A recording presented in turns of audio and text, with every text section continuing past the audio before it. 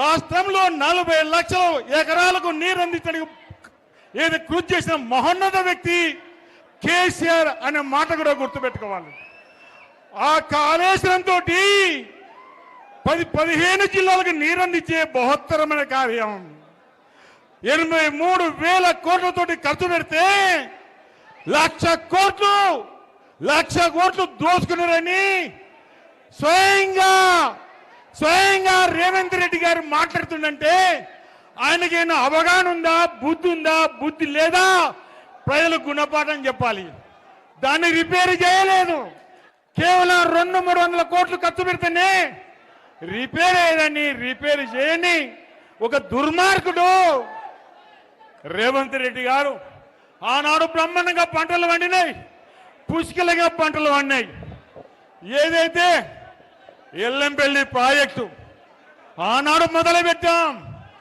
కేసీఆర్ గారు ముఖ్యమంత్రి అయిన తర్వాత, ముఖ్యమంత్రి దృష్టికి తీసుకెళ్లిన తర్వాత మేఘాల మీద ఎల్లంపల్లి ప్రాజెక్టు, లో లెవెల్ బ్రిడ్జి, రాయపట్నం బ్రిడ్జి పూర్తి చేసుకొని కేసీఆర్ గారి నాయకత్వాన, ముఖ్యమంత్రి కేసీఆర్ నాయకత్వాన 2015లో బ్రహ్మాండంగా గూడెం లిఫ్ట్ ఓపెన్ చేసుకొని 30,000 ఎకరాలకు నీరు అందించిన ఘనత అది కేసీఆర్ గారు దక్కింది. మరొక మాట అంటున్నారు ముఖ్యమంత్రి రేవంత్ రెడ్డి గారి, ఎల్లంపల్లి మేం కట్టినాము, ఎల్లంపల్లి మీరు మేం కట్టామంటే మరొకసారి చెప్తున్నా, రేవంత్ రెడ్డి ఎల్లంపల్లి నీకు సంబంధం లేదు, ఎల్లంపల్లి నీకు సంబంధం లేదు.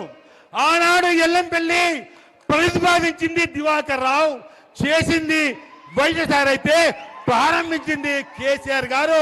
నీకు ఎల్లంపల్లి విషయంలో మాట్లాడే హక్కు, అర్హత రేవంత్ రెడ్డికి లేదనే మాట కూడా చెప్పడం జరుగుతుంది. మరి ఈ సందర్భంలో మీకు తెలుసు కేటీఆర్ ఎందుకు వచ్చారో. ఆనాడు ఇక్కడ అక్కడ దోపిడీ జరుగుతుంది. 10 కిలోలు వరధాన్యం దోసుకున్న కార్యక్రమంలో బస్తకు 10 రూపాయలు అడుగుతున్న సందర్భంలో, ఇవి లిఫ్ట్ చేయని సందర్భంలో ఆ రైతులు అర్ధరాత్రి పంట కడగపోతే ఆనాడు పెద్ద వర్షానికి తలదార్చుకుంటే గోడగూలి 4 రైతులు చనిపోయారు. ఈ విషయం బాగా అర్థం చేసుకోండి. ఉట్టిన మేమంతా రావడం జరిగింది, పెద్దలు జీవన్ రెడ్డి గారు రావడం జరిగింది. ఏదైతే అతి దగ్గరలో కలెక్టర్ గారి ఆఫీసు 18 కిలోమీటర్లు మేము ఫోన్ చేయడం జరిగింది. కలెక్టర్ గారు రాలేదు. కలెక్టర్ గారు రాకపోవడానికి కారణం వల్ల స్థానిక ఎమ్మెల్యే నువ్వు పోవడానికి వీలేదంటే 4 రైతులు చనిపోతే ఎమ్మెల్యే రాడు, కలెక్టర్ రాడు. ఇది ఏమి పరిపాలన? దుర్మార్గం పరిపాలన. ఆ దుర్మార్గ పరిపాలనకు ఉదయం 11 నుంచి 5 దాకా మేముంటే కలెక్టర్ గారికి ఫోన్ చేయడం జరిగింది. జీవన్ రెడ్డి గారు మేము మాట్లాడినాం. కలెక్టర్ గారు, మీరు ప్రభుత్వ కలెక్టర్ కాదు, మీరు కాంగ్రెస్ పార్టీ సంబంధించిన కలెక్టర్ గారు. 4 చనిపోతే మీరు రాలేదంటే అసలు ఈ ప్రభుత్వానికి మీకు ఏమన్నా ప్రేమ, అభిమానం ఉన్న మాట కూడా చెప్పడం జరిగింది. అప్పటికప్పుడే మేము కేటీఆర్ గారికి ఫోన్ చేయడం జరిగింది. జీవన్ రెడ్డి గారు మేము ఒక మంచి ఆలోచనతో కేసీఆర్ గారి నాయకత్వాన రైతుల్ని ఆదుకుంటాము, ఒక్కొక్కరికి 5 లక్షలు అని చెప్పడం జరిగి ఇవ్వడం వచ్చారు. మేము ప్రభుత్వం డిమాండ్ చేయడం జరిగింది. ఒక్కొక్క రైతుకు 50 లక్షలు ఇవ్వాలంటే కలెక్టర్ గారు మాటిచ్చారు, జేసీ గారు మాటిచ్చారు. ఇంకా 3 మాసాలు దాటినా అతి లేదు గతి లేదంటే ఈ ప్రభుత్వానికి చిత్తశుద్ధి ఉందా? ఈ ముఖ్యమంత్రి గారి చిత్తశుద్ధి ఉందా? అదే కేసీఆర్ గారు ముఖ్యమంత్రి ఉండి ఉంటే, అదే కేసీఆర్ గారు ముఖ్యమంత్రి ఉండి ఉంటే ఆగ మేఘాల మీద రైతుల్ని ఆదుకునే వ్యక్తి కేసీఆర్ గారు. అవునా కాదనే సంగతి ఇలా ప్రజానికని చెప్పచ్చు. దయచేసి ఈరోజు మీరందరూ వచ్చినంటే నేను కేటీఆర్ గారికి మనవి చేస్తున్నా, కేటీఆర్ గారికి చేతి తోడిచ్చి మనవి చేస్తున్నా. 2.5 సంవత్సరాల కాలంలో మా కార్యకర్తలు ఆ గోస ఇంత అంత కాదు, అంటే ఆ అంటే జైలులో పెట్టారు. 30-40 రోజులు జైలు ఉన్నారు. వందల మంది మీద కేసులు, గంజాయి బ్యాచ్, డబ్బులు విపరీతంగా. ఒక దిక్కు పోలీస్ అధికారులు, మరో దిక్కు రెవెన్యూ అధికారులు, వీరిద్దరి సహకారంతో ఇక్కడ ఎమ్మెల్యే పేరు చెప్పే అవసరం లేదు.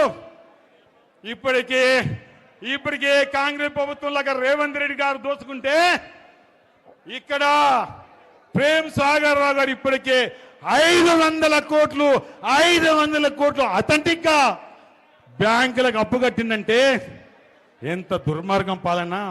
52 నుంచి ఇప్పుడు 52 నుంచి స్వాతంత్రం వచ్చిన తర్వాత అప్పటి నుంచి ఎంతో మంది ఎమ్మెల్యేలు ఉన్నప్పటికీ ఏ ఎమ్మెల్యే ఇలాంటి దుర్మార్గం పనిచేయలేదు.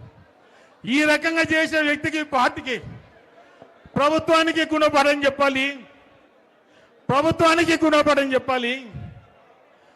రేవంత్ రెడ్డి గారికి గుణపడని చెప్పాలి.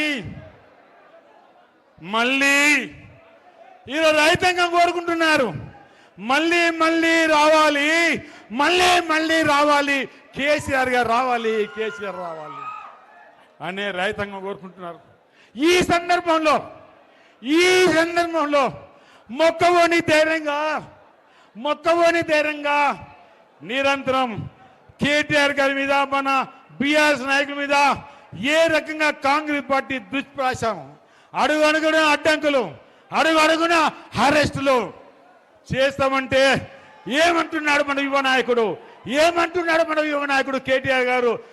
ఏది చేసినా భయపడం లేదు, జైల్లో పెట్టినా భయపడం లేదు. మేము ఆనాడు ఒకరు బయలుదేరి తెలంగాణ తెచ్చిన కేసీఆర్ గారి బిడ్డగా నేను ముందున్నా